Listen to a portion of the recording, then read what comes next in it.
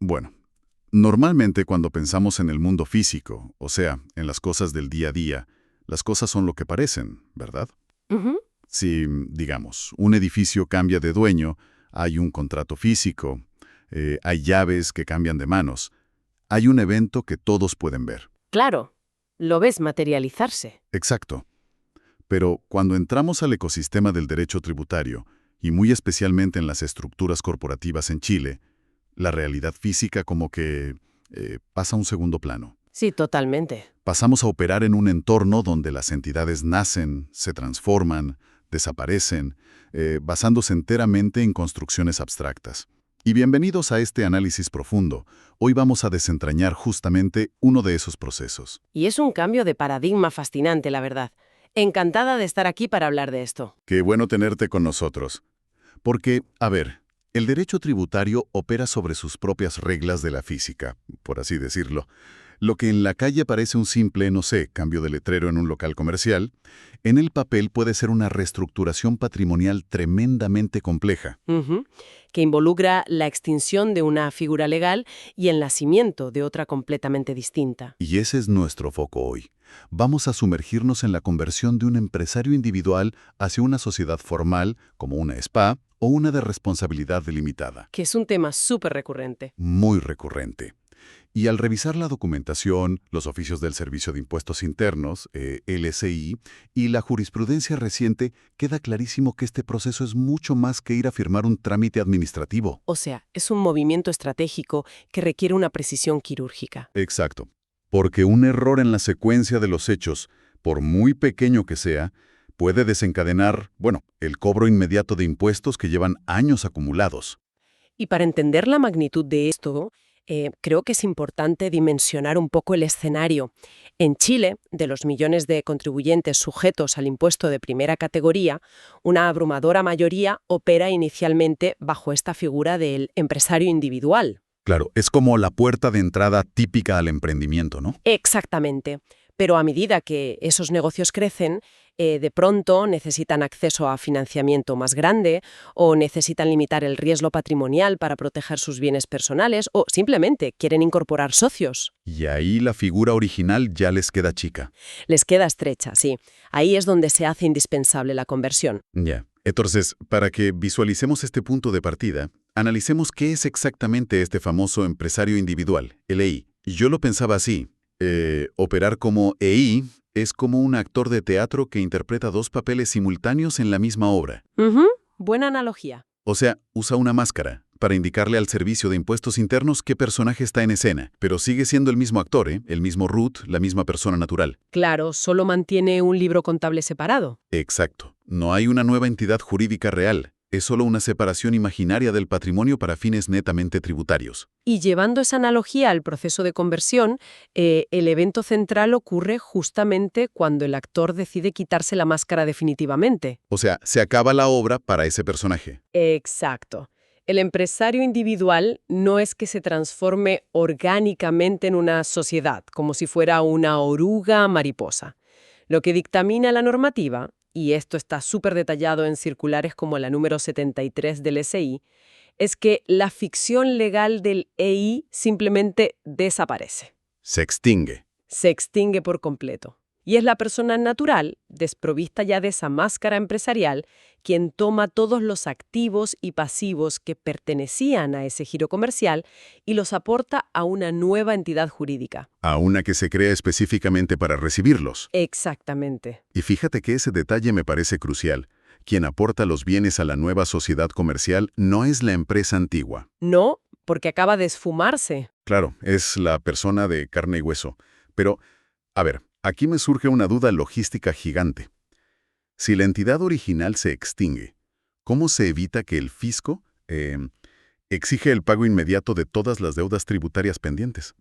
Ah, ahí está el truco. Porque en un escenario normal, si una empresa cierra sus puertas y desaparece, el SII exige un término de giro. Sí, que es básicamente una auditoría final durísima para cobrar hasta el último peso adeudado antes de que apagues la luz. Exacto. Y ese proceso implica liquidar activos, pagar impuestos sobre utilidades retenidas, sobre el inventario. Es un dolor de cabeza. Entonces, ¿cómo se saltan eso en la conversión? Bueno, el legislador entiende que una conversión no es una liquidación real del negocio, ¿verdad? Es una continuidad, pero bajo un nuevo traje jurídico.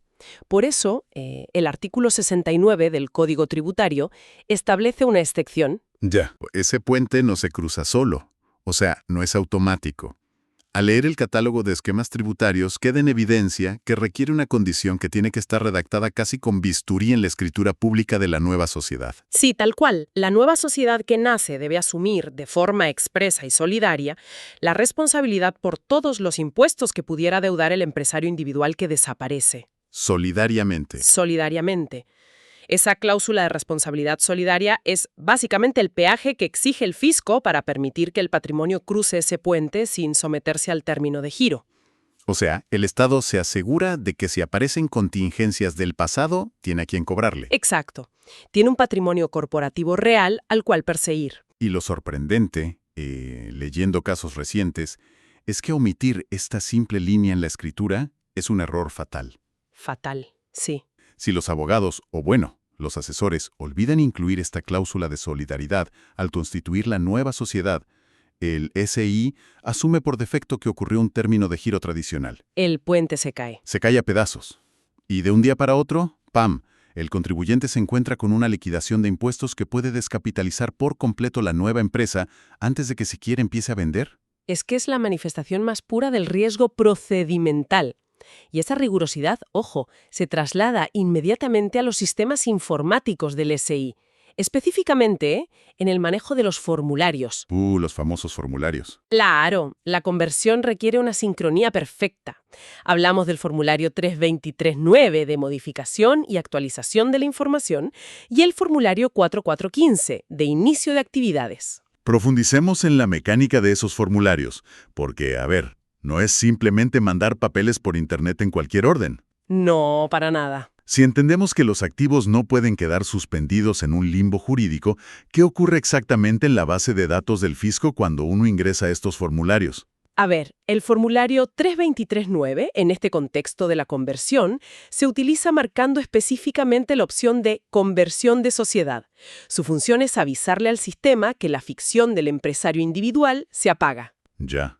Entonces, si esto ocurre, ponte tú un martes a las 10 de la mañana, desde ese preciso milisegundo, esa persona natural ya no puede emitir facturas ni operar comercialmente bajo esa figura antigua. Queda bloqueado. Exacto.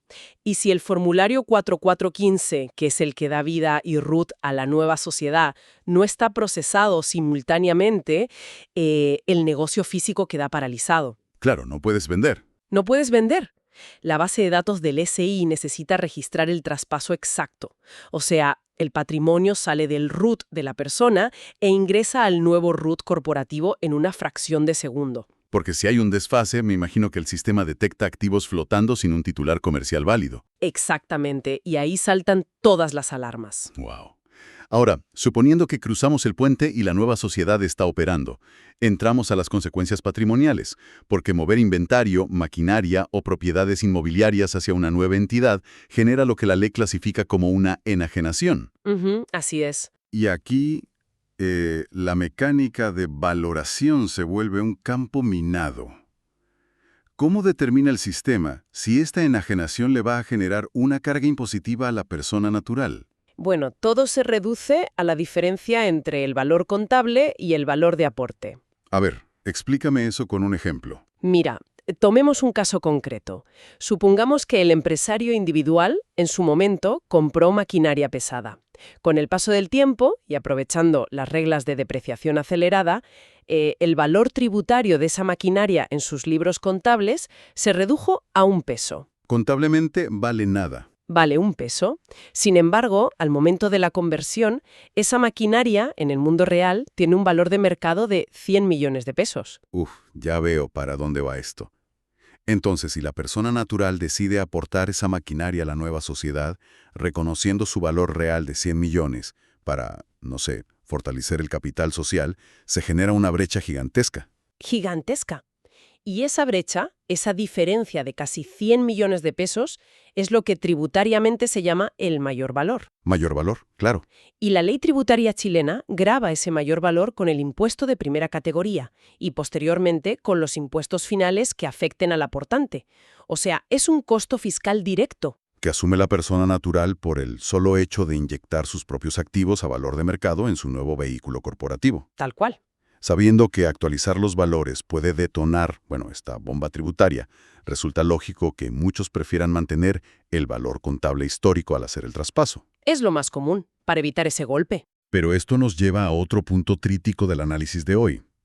¿Qué ocurre con el valor que no está en las máquinas, sino en la caja? Las utilidades. Exacto, las utilidades tributarias que el empresario individual generó durante años, que están anotaditas en sus registros y que todavía no han tributado con los impuestos personales.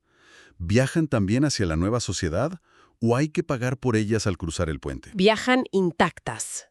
Y esto es gracias a un mecanismo que establece el artículo 14 de la Ley sobre Impuesto a la Renta, la LIR. Ah, el famoso artículo 14. Ese mismo. La normativa permite que estas rentas empresariales acumuladas se entiendan reinvertidas automáticamente en la nueva sociedad. O sea, se trasladan los saldos de los registros tributarios del EI directamente a los registros de la nueva SPA unilimitada. O sea, el beneficio es evidente. Difieres el pago de los impuestos finales. Exactamente. Esas utilidades no tributan en el momento de la conversión, que sería terrible, simplemente esperan parqueadas en el nuevo vehículo hasta que los socios en el futuro decidan realizar retiros efectivos. Ya. Este mecanismo de reinversión parece muy ordenado, muy lógico. Pero, y aquí viene mi parte favorita, al avanzar en el análisis de las circulares del SI y adentrarnos en las implicancias para el IVA, aparece lo que podríamos llamar la paradoja del IVA. Sí. Es quizás el efecto tributario más contraintuitivo de todo este proceso. Y confieso que aquí es donde el diseño legal de verdad desafía el sentido común. Analicemos la fricción de esta paradoja. Imagínate una empresa dedicada a vender artículos tecnológicos, que opera como empresario individual. Ok, tiene su bodega llena. Compró pagando IVA, y cuando se vende al público, obviamente recarga el 19% de IVA. Claro, el empresario individual es por definición un contribuyente de IVA. Pero, al ejecutar la conversión, todos esos miles de artículos se transfieren a la nueva sociedad por acciones, y la operación no genera IVA. O sea, millones de pesos en inventario cruzan la calle jurídica sin pagar el 19%. A simple vista, esto suena a un vacío legal monumental. O sea, entiendo perfectamente la reacción porque parece una elusión descarada. Cualquiera diría que es un truco. Sí, parece magia. Pero no es magia. Cuando desarmamos la mecánica de la ley sobre el impuesto a las ventas y servicios, la circular 19 del SEI nos aclara que es, de hecho, la aplicación súper estricta del derecho. A ver, explícame esto, porque me vuela la cabeza. Volvamos al evento central de la conversión. ¿Cuál era? La extinción del empresario individual. El momento en que el actor se quita la máscara. Exacto. En el milisegundo en que ocurre el aporte, quien transfiere los servidores y las pantallas no es una empresa de tecnología. Ah, es la persona natural. Es una persona natural, de carne y hueso que, en su calidad de individuo, de ciudadano común, no tiene giro comercial. La ley del IVA exige que, para que una venta o aporte esté grabado, el vendedor debe tener la calidad de vendedor habitual de esos bienes corporales muebles. Y como la persona natural sin máscara no cumple con ese requisito legal al momento de hacer el aporte, la transacción queda automáticamente fuera del hecho grabado. No es un vacío, es una consecuencia directa de quién es el sujeto jurídico que realiza la acción en ese segundo. la arquitectura legal es fascinante, de verdad. Pero, a ver, la existencia de una ventaja tan potente plantea un problema evidente. Claro, los abusos. Si la transferencia de inventario no paga IVA y además puedes diferir las utilidades mediante el artículo 14, la tentación de simular una conversión solo para mover patrimonio sin pagar impuestos debe ser altísima. Es muy tentador. Y esto nos lleva a los mecanismos de defensa del Estado, porque me imagino que el fisco no se queda sentado mirando cómo los activos se mueven gratis. Por supuesto que no. Necesitan una herramienta de auditoría. ¿Y cuál es esa herramienta? Históricamente, ha sido el artículo 64 del Código Tributario, que le otorga al Servicio de Impuestos Internos la famosa facultad de tasación. La tasación. Sí, este artículo le permitía al SI cuestionar los valores asignados en cualquier reorganización. O sea, si el fisco determinaba que la maquinaria o el inventario se estaban aportando a un valor artificialmente bajo, justamente para no generar un mayor valor tributable, Podía intervenir. podía intervenir, tasar los bienes a precios de mercado reales y recalcular todos los impuestos de manera unilateral. ¡Wow! Pero eso es una facultad que deja a cualquier contribuyente en una posición de extrema vulnerabilidad, ¿no? Si el SI puede reescribir la contabilidad de tu conversión, básicamente no hay certeza jurídica. Y por eso mismo el sistema tuvo que evolucionar. Las reformas más recientes, que están consolidadas en normativas como la Ley 21.713, introdujeron un escudo protector para los contribuyentes. Ya, un escudo contra la tasación. Exacto. Hoy en día, el SI está expresamente inhibido de ejercer esta facultad de tasación en conversiones y reorganizaciones. Pero, y aquí está el pero, solo si se cumple un conjunto súper estricto de requisitos copulativos. A ver, repasemos la arquitectura de este escudo. Según la documentación que revisamos, las condiciones iniciales son bastante mecánicas, ¿no? Sí, formales. La conversión debe realizarse dentro de Chile, no puede haber flujos de dinero en efectivo para evitar que sea una venta encubierta, claro, y la nueva sociedad debe mantener el costo tributario histórico de los activos. Pero el requisito clave, el que realmente sostiene la defensa ante una auditoría, es algo mucho más cualitativo. Hablamos de la legítima razón de negocios, o la LRDN, como le decimos los abogados, La famosa LRDN. que es el corazón del derecho tributario moderno en materia de reorganizaciones. La LRDN exige que el movimiento corporativo obedezca a una necesidad económica, comercial o financiera real. No puede ser exclusivamente con el propósito de disminuir o diferir la carga impositiva. Claro. Yo pensaba, para visualizar cómo funciona esto en la práctica, imaginemos que el beneficio tributario, como saltarse el IVA o diferir las rentas, es un medicamento súper potente que ofrece el sistema. Ujú. Una empresa puede usar este medicamento, es totalmente legal, pero para que el SI apruebe su uso y no te castigue, la empresa debe presentar un diagnóstico médico genuino. Una receta médica real. Exacto. Un diagnóstico que demuestre que de verdad necesitaba el tratamiento para una dolencia real o para mejorar su rendimiento, no sé. Si el único objetivo de tomar la pastilla era el efecto secundario de no pagar impuestos, el sistema lo rechaza. Es una forma muy clara de exponerlo. Y la jurisprudencia reciente muestra exactamente cómo el servicio evalúa estos diagnósticos. ¿Tienen ejemplos de diagnósticos falsos? Varios. Por ejemplo, cuando revisamos los casos donde la autoridad fiscal ha desestimado la ley RDN, el patrón es súper claro. Ponte tú, un contribuyente transforma a su empresario individual en una sociedad por acciones y argumenta que busca expandir el giro y atraer inversionistas. Suena bien en papel. Suena súper razonable. Pero resulta que 3 meses después de la conversión, la persona natural agarra y vende el 100% de las acciones de esa nueva SPA a un tercero. Ah, pillados.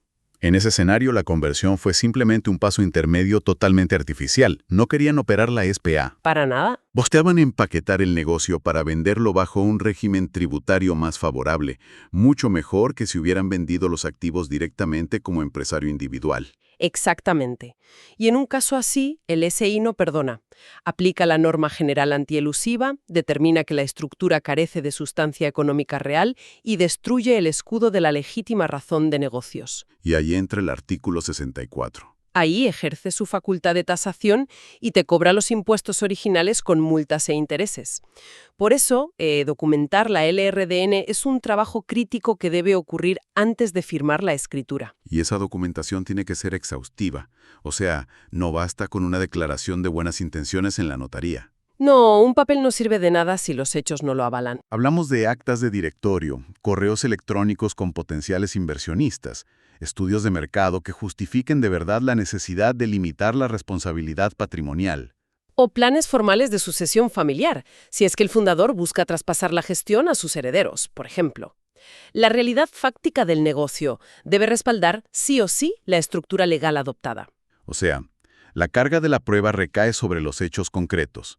Si la empresa sostiene que se convirtió en una limitada para profesionalizar la gestión, el SI va a esperar ver la contratación de gerentes externos. O la implementación de un gobierno corporativo, cosas que no existían bajo la figura del empresario individual. Claro, si la única diferencia entre el día antes de la conversión y el día después es que pagaste menos impuestos, la reorganización está condenada ante una auditoría. La normativa tributaria sí permite optimizar la carga fiscal y de hecho facilita el crecimiento empresarial, pero siempre y cuando la forma jurídica sea un reflejo auténtico de la sustancia económica del negocio.